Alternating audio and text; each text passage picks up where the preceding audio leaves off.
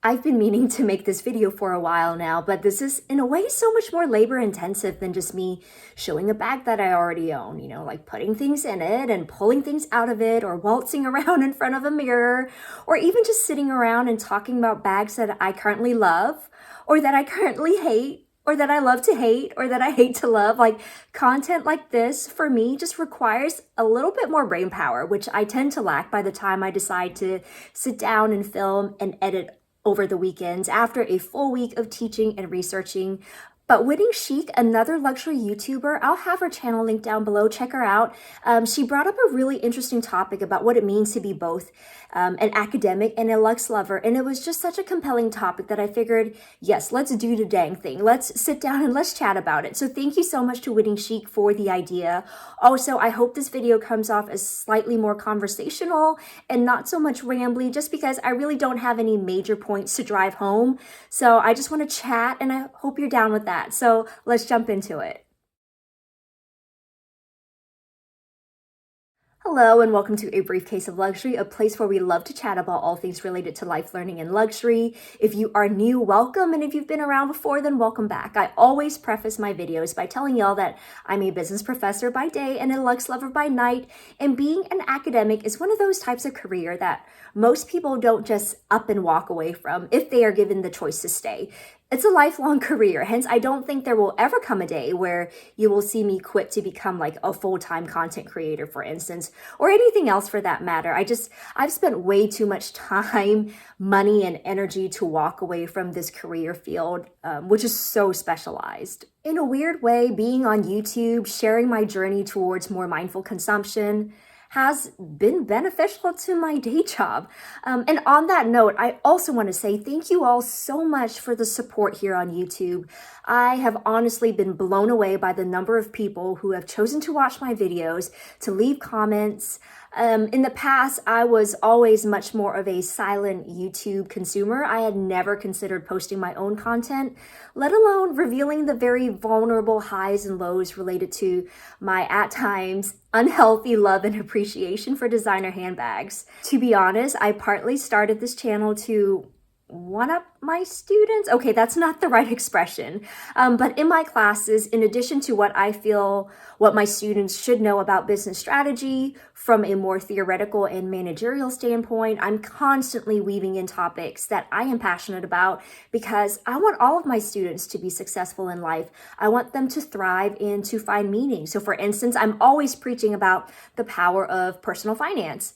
So whether it's a freshman or a graduate level course, you best believe I will talk about how important it is to develop the habit of not just putting money aside, no matter how tight money is, but also investing that money because at their age, time is on their side when it comes to the power of compounding. So even investing $10 a paycheck is better than none at all. I'm also always encouraging them to consider a side gig or a hustle, such as a creative outlet that can be monetized. At the same time, I'm also always encouraging them to find passion in their full-time work, whatever it is they choose to do, partly because one, I want to prepare my students for the reality of what it means to be joining the contemporary workforce today and how different that looks from what their parents may have experienced. And two, I want my students to explore unconventional career pathways as well. I always tell them that if you want to experience above average returns in life, you got to choose to do something that's above average. I think there's a lot of value in choosing more entrepreneurial paths, not just financially, but also emotionally and mentally as well.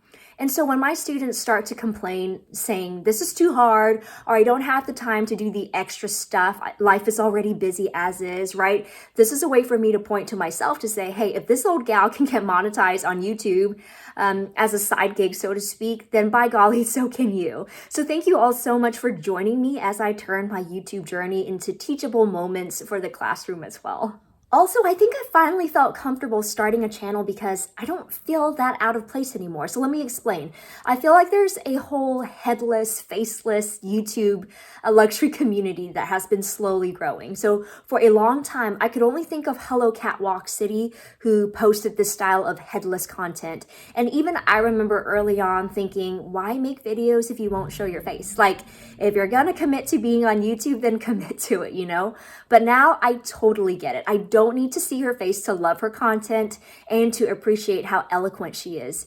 Because I feel like it's not because these YouTubers are insecure or shy or uncommitted. That's why they keep their identities concealed, but it's a matter of respecting the privacy of their family and even themselves, especially if you work in a professional corporate environment, let's say in a non-fashion related industry. And I feel like most of the headless, faceless luxury YouTube community, the ones that I've come across at least, they do talk about having a full-time 9-to-5 professional job, many of whom work in a corporate office environment.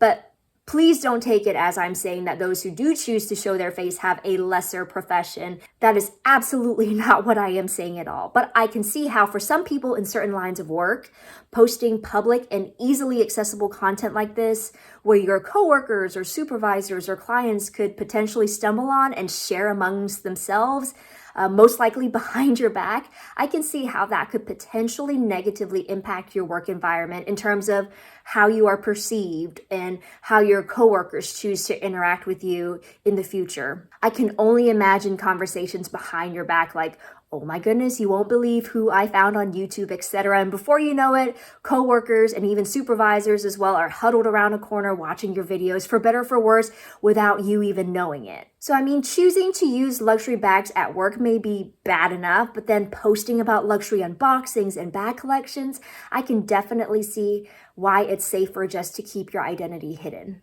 So in my case, I choose not to show my full face for a couple of reasons. One, establishing credibility in a classroom is hard enough as is. I don't need something that should in no way, proximally speaking at least, reflect my ability to perform my job, to impact my perceived competence, for better or for worse. I come across hundreds of students a year, and the probability that one of them will eventually stumble across my channel is just not improbable.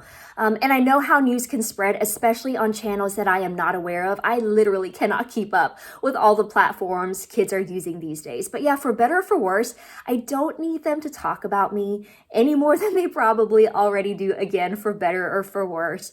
And two, establishing credibility as a researcher is also hard enough as is. I've mentioned previously that I am classified as a researching professor, meaning I technically spend more time producing new research than I do in the classroom. So on the surface, students probably think, man, her schedule is a joke. So currently I teach one class in person twice a week and one class online this semester. Like, what am I even doing with the rest of my time? So I don't think most people appreciate how the act of producing and disseminating knowledge, I mean, in essence, it's tricky business and time consuming. Research can take years to get published. And on top of that, because you do have to establish yourself as a trusted and respectable scholar, and that you do have sound logic and empirical skills, I think for the average person, the fact that buying luxury goods is considered illogical, well, I just don't want to do anything that could even remotely jeopardize my main source of income. Let's just put it that way. I don't need someone to say, how can I trust her judgment and her expertise when she's making these types of what I consider to be questionable decisions? So I guess you can say there's definitely a bit of tension going on between being an academic by day, a luxe lover by night, and now I guess you can throw in YouTuber on the weekends. But on the bright side, I would say that being an academic in the field of business is quite different than being an academic or researcher in the field of, say, the hard sciences or philosophy or history or the liberal arts. You could argue that business faculty are notorious for being not necessarily hated across disciplines, but many do feel we are unfairly compensated. Business professors at most US universities tend to be on the higher end of the pay scale, even if you do hold the same title as someone else in a different department. Again, only because even in academia, the principles of free market still kind of apply, even at state-funded universities. So relatively speaking, business schools tend to be better funded because they attract more students. Students tend to graduate with higher salaries, etc., and the cycle continues. And while across the board, you may find university enrollments shrinking for many disciplines, there are those like business and engineering that haven't seen the same drops.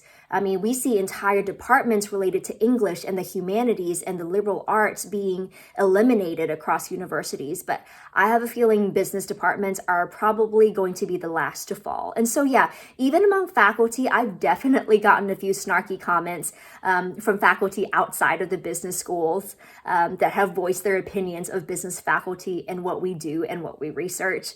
Because for the most part, we do promote knowledge, but people question the morality of what we are promoting, you know. When you teach marketing, for instance, you are essentially teaching others how to convince the mass public to buy more than they need and to buy more than they can afford. Same thing when you teach business strategy, you are essentially teaching others to make a higher return on their time, effort, and resources. And the higher return or profit you generate, we equivalent that to higher successes. So even when I took a class with sociology PhD students, for instance, the business students were definitely treated like the redheaded stepchildren because of our perceived natural inclination towards things like capitalism and wealth and profits and all the stuff that sociologists in particular seem to commonly attribute to the evils of this world. And so maybe of all the different disciplines, maybe business and luxury consumption do go hand in hand.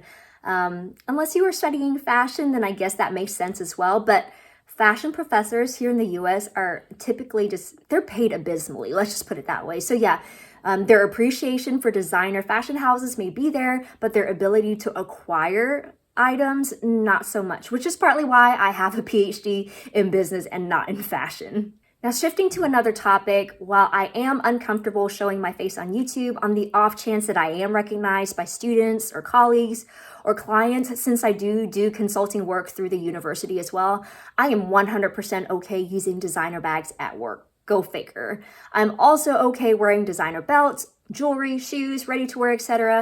And I don't mind talking about stuff I'm wearing when I get asked either. Every now and then I do get compliments on my Chanel loafers or my Louis Vuitton belt by both other faculty or students and sometimes board members or company recruits.